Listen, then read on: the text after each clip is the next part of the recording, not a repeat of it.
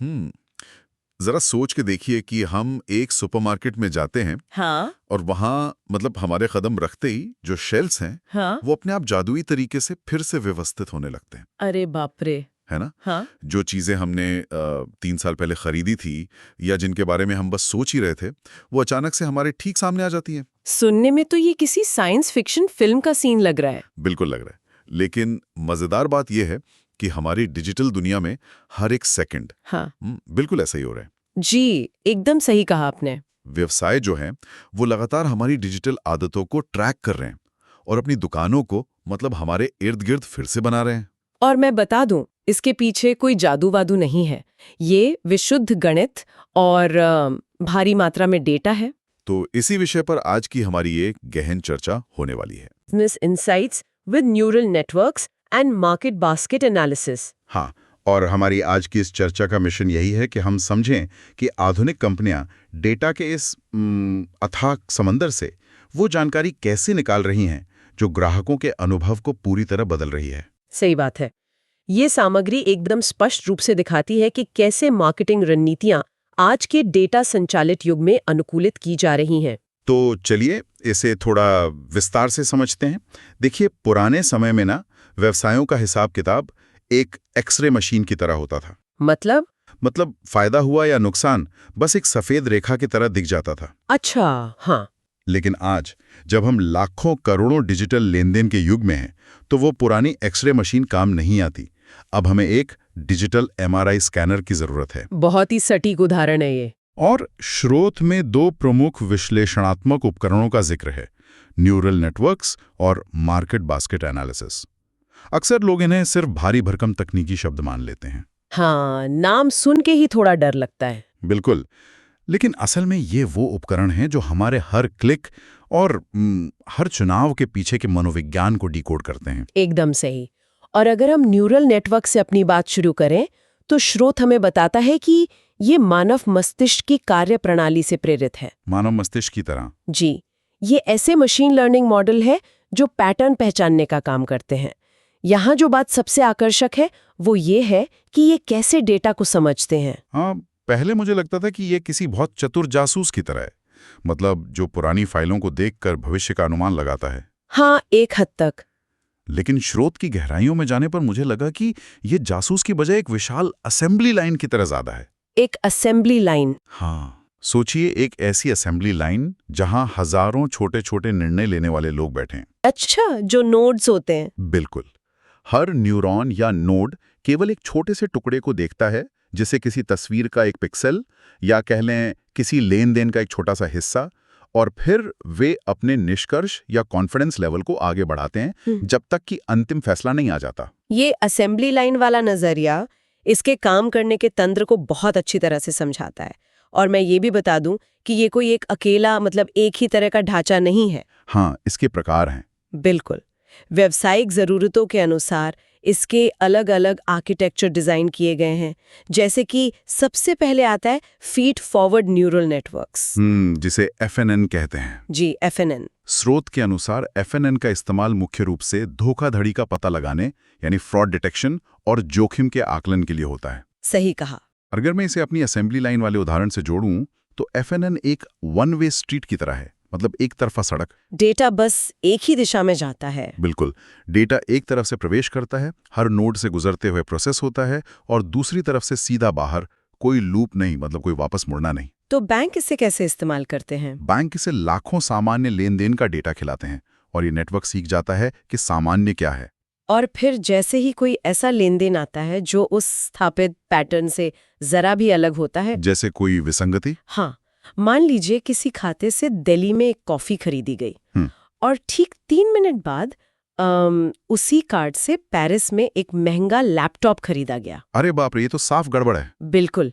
तो ये one way street वाला जो मॉडल है ना, वो उस डेटा को तुरंत प्रोसेस करके विसंगति या फ्रॉड के रूप में फ्लैग कर देता है। क्योंकि वो सामान्य नहीं है। एकदम सही। उसे ये समझने की जरूरत नहीं है कि ऐसा क्यों हुआ, उसे बस ये पता है कि ये सामान्य वाले सांचे में फिट नहीं बैठता। लेकिन मेरी समझ से FNN की एक सीमा भी तो है, वो सिर्फ नंबरों और सीधे पैटर्न को समझता है। जी हाँ, उसकी अपनी सीमाएं हैं। और स्रोत में कन्वोल्यूशनल न्यूरल नेटवर्क्स मतलब CNN का जिक्र है, जिसका मुख्य काम इमेज प्रोसेसिंग है। बिल्कुल, CNN तस्वीरों को समझने में माहिर होते हैं। अब एक सामान्य रिटेल कंपनी के लिए इमेज प्रोसेसिंग का क्या काम? मुझे समझ आता है कि अगर कंपनी सोशल मीडिया पर यह देखना चाहती है कि कितने लोग उनके ब्रांड के लोगो वाली टी-शर्ट पहन रहे हैं, तो CNN उन तस्वीरों को स्कैन करके लोगो पहचान लेगा। हाँ, लेकिन स्रोत ये भी कहता है कि CNN का उपयोग भावनाओं के विश्लेषण के लिए भी होता है, मतलब सेंटिमेंट एनालिसिस के लिए। ये थोड़ा हैरान करने वाला लगता है ना? वही तो मैं यही सोच रहा हूं कि तस्वीरों को स्कैन करने वाला मॉडल टेक्स्ट और भावनाओं को कैसे समझता है। ये समझने के लिए हमें देखना होगा कि CNN डेटा को पढ़ता कैसे है। देखिए, जब ये किसी तस्वीर को देखता है तो ये पूरी तस्वीर को एक साथ नहीं देखता। अच्छा, ये छोटे छोटे ग्रिड या चौकों में तस्वीर को बांटता है और उन ग्रिड्स के अंदर के पैटर्न जैसे किनारे, घुमाव या रंग को पहचानता है। समझ रहा हूं। जब बात टेक्स्ट या भावनाओं के विश्लेषण की आती है तो CNN ठीक यही काम वाक्यों के साथ करता है। ये शब्दों के समूह को एक ग्रिड मान लेता है। मतलब शब्दों का एक ब्लॉक बना लेता है। बिल्कुल, अगर किसी ग्राहक ने लिखा है प्रोडक्ट तो अच्छा है लेकिन डिलीवरी बहुत ही बकवास थी, तो क्या होगा? तो CNN सिर्फ अच्छा शब्द देखकर इसे सकारात्मक नहीं मान लेगा। वो लेकिन और बकवास के पैटर्न को भी उसी ग्रिड में स्कैन करेगा और समझेगा कि कुल मिलाकर ये एक निराशाजनक समीक्षा है। अरे वाह, ये शब्दों की बनावट से भावना का एक चित्र खींच लेता है। बिल्कुल सटीक कहा आपने। ये तो बहुत ही दिलचस्प है। लेकिन चाहे वो FNN हो या CNN, ये दोनों ही मॉडल वर्तमान डेटा को देखते हैं। जी, इनके पास कोई याददाश्त नहीं होती। हाँ, कल क्या हुआ था इससे इन्हें कोई मतलब नहीं है। लेकिन जब बात शेयर बाजार के रुझानों की हो या अगले महीने की बिक्री की भविष्यवाणी करनी हो, तब तो याददाश्त चाहिए ही। वही तो, बिना याददाश्त के काम कैसे चलेगा? और यहीं पर स्रोत हमें रिकरेंट न्यूरल नेटवर्क्स यानी RNN और लॉन्ग शॉर्ट टर्म मेमोरी यानी LSTM के बारे में बताता है। हाँ, समय श्रृंखला पूर्वानुमान, जिसे हम टाइम सीरीज फोरकास्टिंग कहते हैं, उसके लिए याददाश्त का होना सबसे बुनियादी शर्त है। ये कैसे काम करता है? मान लीजिए कोई रिटेल स्टोर ये अनुमान लगाना चाहता है कि अगले हफ्ते कितनी छतरियां बिकेंगी। ठीक है। FNN सिर्फ आज का मौसम और आज की बिक्री देखेगा, लेकिन LSTM को याद रहता है कि पिछले साल जब ठीक इसी हफ्ते लगातार 3 दिन बारिश हुई थी तो बिक्री का ग्राफ कैसा था। अच्छा, तो ये समय के साथ चलने वाले एक सीक्वेंस को याद रखता है। जी, LSTM अपने अंदर एक ऐसा गेट सिस्टम इस्तेमाल करता है जो ये तय करता है कि कौन सी पुरानी जानकारी याद रखनी है और कौन सी भूल जानी है। मतलब अगर 2 साल पहले किसी दिन किसी भारी छूट के कारण छतरियां ज्यादा बिकी थी तो वो उसे एक अपवाद मानकर भूलने का फैसला कर सकता है। एकदम सही, लेकिन वो बारिश वाले मौसमी पैटर्न को याद रखेगा। क्या बात है। इसके बाद स्रोत में ऑटो एनकोडर्स का जिक्र आता है। इसका इस्तेमाल साइबर सुरक्षा में होता है। ये काम कैसे करता है? ऑटो एनकोडर्स का काम करने का तरीका किसी विशाल फाइल को जिप करने और फिर उसे अनजिप करके वापस मूल रूप में लाने जैसा है। मतलब कंप्रेस करना? हाँ, यह सामान्य इनपुट डेटा को लेता है, उसे एक बहुत ही छोटे रूप में बदल देता है और फिर उस छोटे रूप से वापस मूल डेटा को फिर से बनाने की कोशिश करता है। नेटवर्क को बार बार प्रशिक्षित किया जाता है ताकि वो सामान्य डेटा को बिना किसी बड़ी गलती के फिर से बना सके। तो इसका मतलब है कि अगर कोई हैकर कंपनी के नेटवर्क में घुसपैठ करने की कोशिश कर रहा है तो वो डेटा का एक नया और असामान्य पैटर्न बनाएगा। बिल्कुल बनाएगा। और जब ऑटो एनकोडर उस असामान्य डेटा को संपीड़ित करके फिर से बनाने की कोशिश करेगा तो वो ऐसा कर ही नहीं पाएगा। सही पकड़े हैं, क्योंकि उसने कभी उस तरह का डेटा देखा ही नहीं है। इस प्रक्रिया में एक बहुत बड़ी पुनर्निर्माण त्रुटि या रिकंस्ट्रक्शन एरर सामने आएगी। और वही त्रुटि साइबर सुरक्षा टीम के लिए एक अलार्म बन जाएगी। बिल्कुल सही। और न्यूरल नेटवर्क की सूची में जो सबसे उन्नत और शायद सबसे अलग मॉडल स्रोत में दिया गया है वो है जेनरेटिव एडवर्सेरियल नेटवर्क्स। इनका काम है सिंथेटिक या कृत्रिम डेटा उत्पन्न करना। एक मिनट, मुझे यहाँ थोड़ा रुककर इस विचार को चुनौती देनी है। बताइए। अगर कोई मॉडल नकली या सिंथेटिक डेटा बना रहा है तो किसी भी व्यवसाय के लिए उसका क्या वास्तविक मूल्य हो सकता है? मतलब व्यवसाय तो ठोस हकीकत और असली ग्राहकों के व्यवहार पर टिके होते हैं ना? ये एक बहुत ही जायज सवाल है। काल्पनिक डेटा के आधार पर कोई कंपनी अपनी रणनीति कैसे बना सकती है? देखिए, जब हम सिंथेटिक डेटा सुनते हैं तो लगता है कि ये बेकार है, लेकिन कस्टमर बिहेवियर सिमुलेशन में ये एक ब्रह्मास्त्र है। वो कैसे? इसे एक फ्लाइट सिम्युलेटर की तरह सोचिए। जब किसी पायलट को विमान उड़ाना सिखाया जाता है तो उसे सीधे असली हवाई जहाज में बिठाकर तूफान में नहीं भेजा जाता। हाँ, वो तो जोखिम भरा होगा। बिल्कुल, उसे सिम्युलेटर में बिठाया जाता है जो बिल्कुल असली तूफान जैसी स्थिति पैदा करता है। व्यवसायों के लिए गैंस बिल्कुल यही करते हैं। अच्छा, तो ये एक सुरक्षित माहौल बनाता है। जी, मान लीजिए एक बैंक को अपना नया फ्रॉड डिटेक्शन सिस्टम टेस्ट करना है। असली दुनिया में उनके पास फ्रॉड के बहुत कम मामले होते हैं, जो कि अच्छी बात है। हाँ, जाहिर है। लेकिन सिस्टम को हर तरह के संभावित हमलों के लिए प्रशिक्षित करने के लिए लाखों फ्रॉड डेटा की आवश्यकता होती है।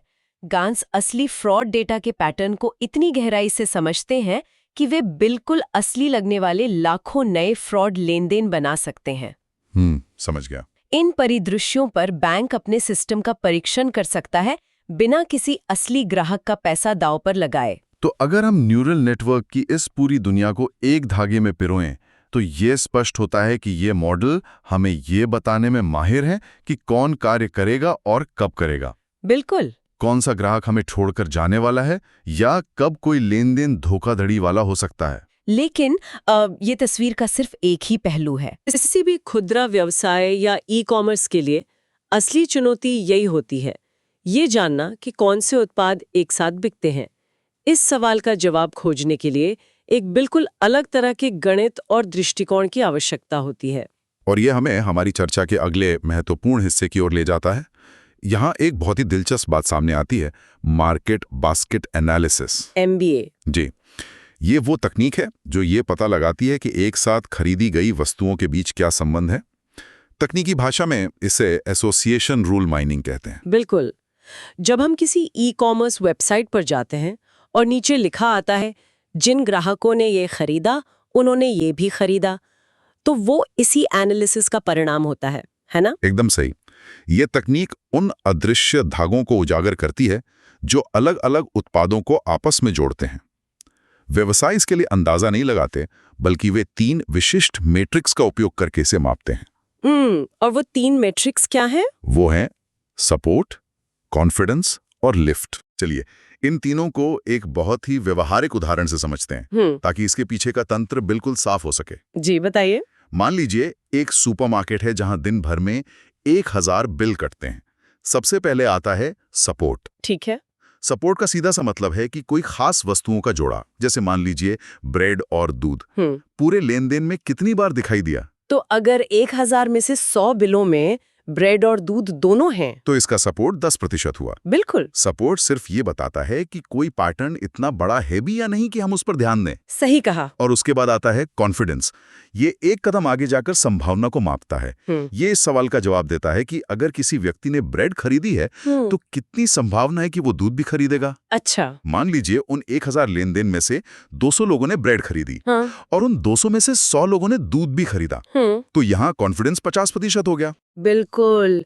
यानी जो ब्रेड खरीदता है उसकी दूध खरीदने की संभावना 50% है। लेकिन स्रोत स्पष्ट रूप से बताता है कि सपोर्ट और कॉन्फिडेंस कई बार भ्रामक हो सकते हैं और लिफ्ट ये वो असली मेट्रिक है जिस पर व्यवसायों को ध्यान देना चाहिए। ये बहुत जरूरी पॉइंट है। लिफ्ट क्यों इतना महत्वपूर्ण है? मेरा मतलब है, अगर हमें पता है कि 50% लोग ब्रेड के साथ दूध ले रहे हैं, तो क्या ये जानकारी पर्याप्त नहीं है? देखिए, ये जानकारी इसलिए पर्याप्त नहीं है क्योंकि ब्रेड और दूध दोनों ही रोजमर्रा की चीजें हैं। हाँ, ये तो है। हो सकता है कि वे इन्हें एक साथ इसलिए खरीद रहे हों क्योंकि ये दोनों ही बहुत लोकप्रिय हैं, न कि इसलिए कि ब्रेड खरीदने से दूध खरीदने की इच्छा पैदा होती है। ओहो, अब समझ आया। यहीं पर लिफ्ट काम आता है। लिफ्ट ये मापता है कि महज एक यादृच्छिक संयोग, मतलब रैंडम चांस की तुलना में इन दोनों के एक साथ खरीदे जाने की संभावना कितनी अधिक है। यानी अगर लिफ्ट की वैल्यू 1 है, तो इसका मतलब है कि दोनों वस्तुओं का एक साथ बिकना पूरी तरह से संयोग है। एकदम सही। लेकिन अगर लिफ्ट 1 से अधिक है, मान लीजिए 2 या 3 है, तो इसका मतलब है कि एक वस्तु की बिक्री वास्तव में दूसरे वस्तु की बिक्री को बढ़ा रही है। बिल्कुल। ब्रेड खरीदने वाला व्यक्ति किसी आम ग्राहक की तुलना में दूध खरीदने के लिए ज्यादा प्रेरित होता है और इसी लिफ्ट के आधार पर सुपरमार्केट अपने स्टोर का लेआउट डिजाइन करते हैं। कमाल की बात है। और इन पैटर्न्स को खोजने के लिए कुछ विशेष एल्गोरिदम की जरूरत होती है।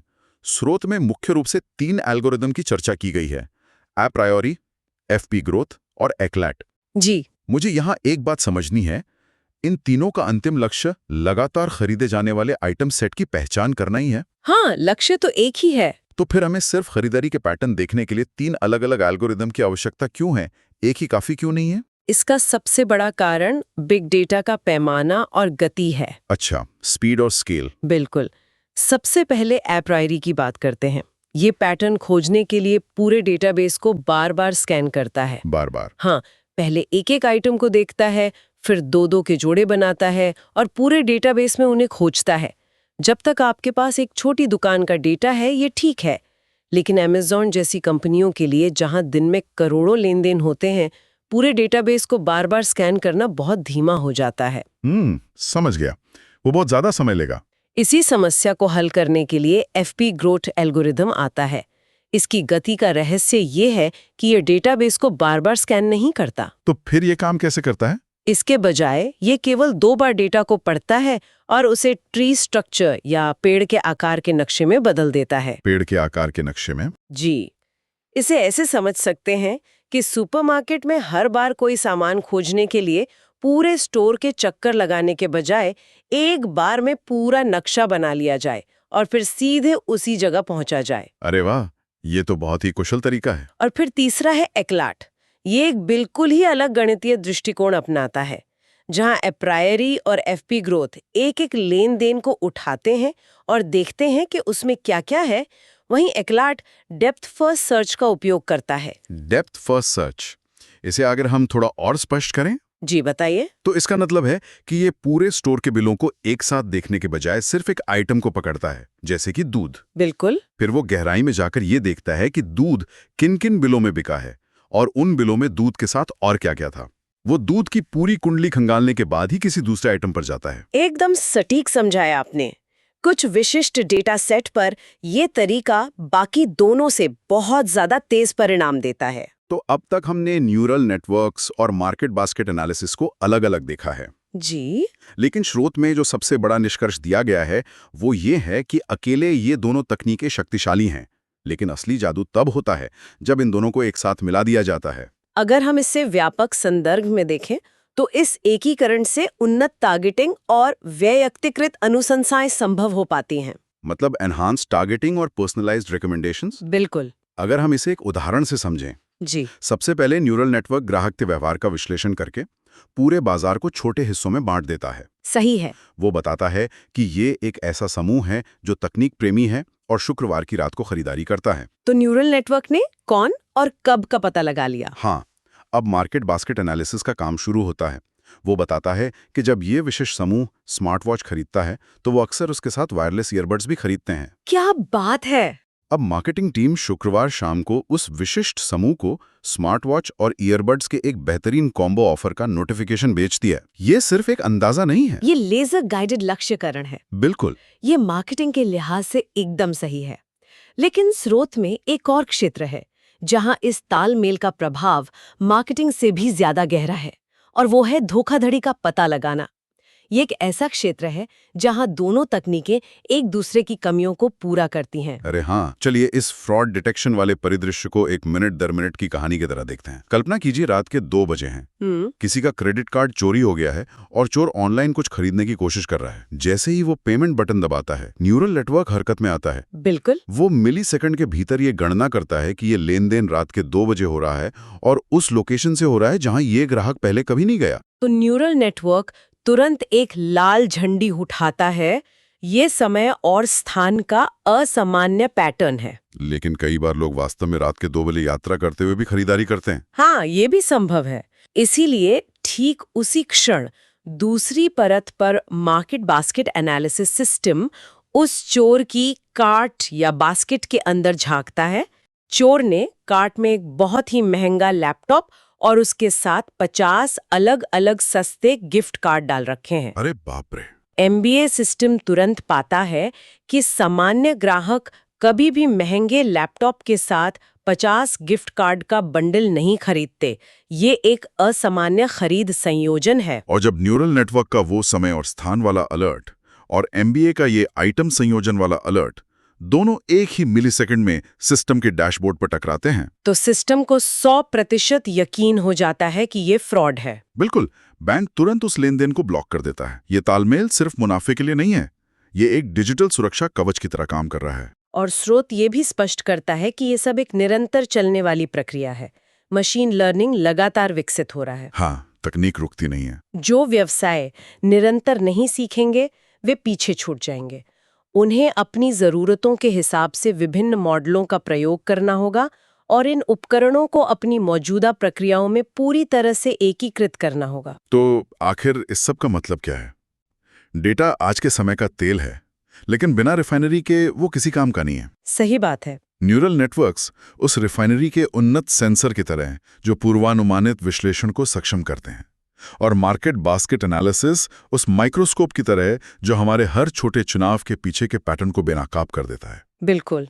जब हम ऑनलाइन ब्राउज करते हैं तो हमें लगता है कि हम अपनी मर्जी से किसी लिंक पर क्लिक कर रहे हैं, लेकिन हकीकत यह है कि हर क्लिक को बहुत ही सूक्ष्मता से मापा जा रहा है। जी। कंपनियां सूचना के अतिभार के बिना सटीक निर्णय ले रही हैं और हमारे ही डेटा का उपयोग करके हमारे लिए ऐसी दुनिया बना रही हैं जहां चीजें हमारे मांगने से पहले ही हमारे सामने हाजिर हो जाती हैं। आज की ये तकनीकें सच में उस MRI स्कैनर की तरह हैं जो शरीर के हर विचार की तरंगों को पढ़ लेती हैं। इससे एक महत्वपूर्ण सवाल खड़ा होता है। कैसा सवाल? जब हम इस स्तर की समझ और तकनीकी गहराई की बात करते हैं तो जरा सोचिए, जब ये सिस्टम हमारी खरीदारी के पैटर्न और व्यवहार की भविष्यवाणी करने में इतने सटीक हो जाते हैं कि वो हमें हमारी जरूरतों का एहसास होने से पहले ही उत्पाद सुझा देते हैं। हाँ, तो क्या हम वास्तव में अपनी पसंद से खरीदारी कर रहे हैं या हम केवल एक अत्यधिक अनुकूलित एल्गोरिदम के रास्ते पे चल रहे हैं? उफ, ये एक ऐसा विचार है जो अगली बार किसी परफेक्ट रिकमेंडेशन को देखने पर जरूर दिमाग में घूमेगा। तो ये था हमारा आज का गहन विश्लेषण। उम्मीद है डिजिटल दुनिया के पीछे के इस गणित और डेटा की चर्चा ने आपको सोचने पर मजबूर किया होगा। आज की इस चर्चा में जुड़ने के लिए धन्यवाद।